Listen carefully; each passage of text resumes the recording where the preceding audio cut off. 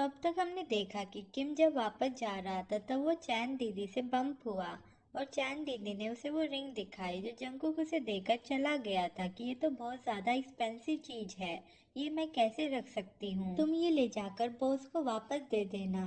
उस रिंग को देखकर किम शॉक्ड रह गया क्योंकि उसके अंदर किम और जंगकुक का नाम लिखा हुआ था। उस रिंग में एक नोट भी लिखा हुआ था कि ये मेरे प्यारे स्वीट हार्ट किम के लिए है, मैं फ्यूचर में तुम्हें बहुत सारा प्यार दूंगा, तुम्हारा जंकुक भाई। ये रियलाइजेशन होते ही किम को बहुत ज़्यादा हार्डली हिट हुआ, जिससे चैन दीदी वरीडली उसके पास आई कि किम तुम ठीक तो हो ना, क्या हुआ, तुम्हारी तबीयत तो ठीक है ना। लेकिन किम फेयरली पोजीशन में बैठ गया था और अपना सर छुपा के कहने लगा कि अभी आप यहाँ से चली जाओ, मुझे अकेला छोड़ दो। तो चैन दीदी वहां से चली गई और किम रोते हुए जंकुक के बारे में सोचने लगा कि मैं अपनी लाइफ में कितने सारे लोगों से मिला हूँ, लेकिन उन सब में सिर्फ जंकुक ही बहुत ज़्यादा यूनिक है। वो कितना ज़्यादा एनर्जेटिक है और कितना ज़्यादा डेयरिंग है, उस पर लोग कितना ज़्यादा प्यार बरसाते हैं और वो कितना ज़्यादा हैंडसम है। लेकिन सबसे ज़्यादा मैंने सिर्फ उस पर शक किया, लेकिन वो तो सच में मुझसे बहुत ज़्यादा प्यार करता था और मैंने उसके साथ ये क्या कर दिया। बिना जंकुक के सिर्फ मुझे जिंदा लाश जैसा फील होगा। जंकुक की वजह से ऑलरेडी मेरे अंदर चेंज आ गया था, मैं जंकुक से प्यार करने लगा था। लेकिन फिर भी कितनी फनी बात है कि मैं खुद पर ही शक कर रहा था कि मैं उससे प्यार करता हूँ या नहीं। फिर अगले सीन में जंकुक अपने घर पे बैठा बैठा मजे से पोटैटो चिप खाता हुआ फोन पे बात कर रहा था। वो बहुत ज़्यादा खुश था क्योंकि कंपनी के काफ़ी सारे एम्प्लॉयज़ के साथ काम करना चाहते थे। वो लोग अभी भी जंकुक के अंडर काम करना चाहते हैं, इसलिए जंकुक बहुत ज़्यादा खुश हो रहा था कि वो तो मैं था और मेरे एम्प्लॉय थे जो कंपनी को बहुत ही अच्छी तरीके से चला रहे थे। उसके बिना जिमीना कुछ भी नहीं कर पाएगा। फिर जंकुक को इसके ग्रैंडपा का कॉल आया, उसने कहा कि 3:30 बजे स्टेशन पर मुझे पिकअप करने आ जाना, मैं 2 घंटे में वहां पर कोरिया पहुंच रहा हूँ। जंकुक ने पूछा इतना अर्जेंट क्या काम है। ये सुन के दादाजी ने गुस्से से चिल्लाया कि मैं इतना जल्दी में क्यों हूँ, अगर मैंने वहां पर आके सारी चीजें हैंडल नहीं की तो फिर वो लोग तुम्हारा गला पकड़ के बैठ जाएंगे। ये सुन के जंकुक हंसने लगा कि उसके दादाजी को भी पता चल गया। दादाजी ने जिमीना पर बहुत ज़्यादा गुस्सा करते हुए कहा कि वो भी अपनी माँ जैसा कमीना निकला।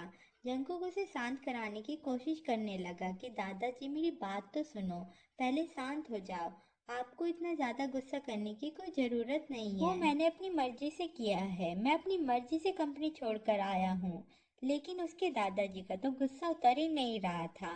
वो जंकुक के फादर पर भी गुस्सा करने लगा कि वो जॉन जिन, वो भी बिल्कुल एक अच्छा फादर नहीं है, मुझे वहां पर आकर उसे सिखाना पड़ेगा कि अच्छा बाप कैसे बनते हैं।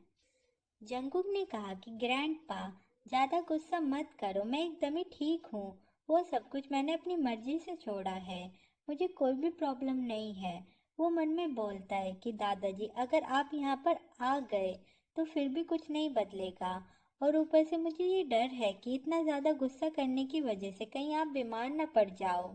जंकुक ने काफी कुछ एक्सप्लेन किया, तब जाके दादाजी का गुस्सा उतरा।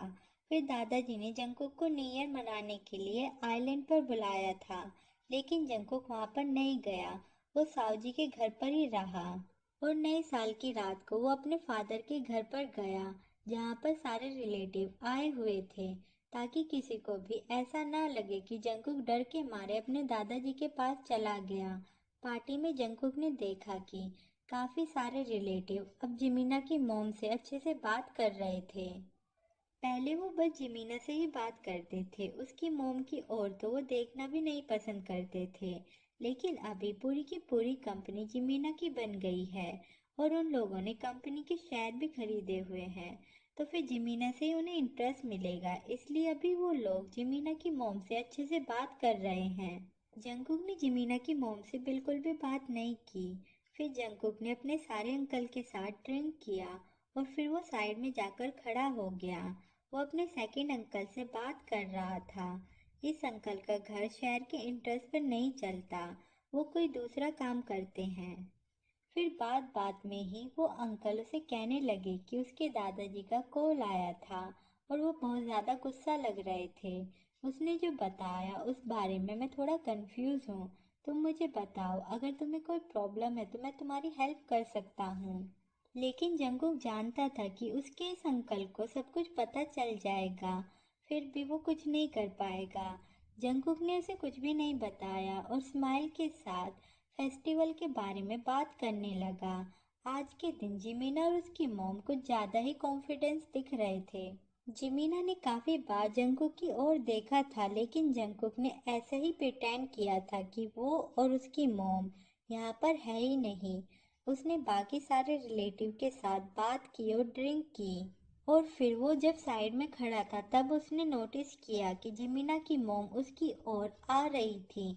मतलब कि जिमीना की मॉम जंगकुक से बात करने आ रही थी, पर क्या बात करने आ रही थी वो नहीं पता। तो प्लीज़ आर्मी कमेंट करके बताओ कि आपको क्या लगता है कि वो क्या बात करने आ रही थी।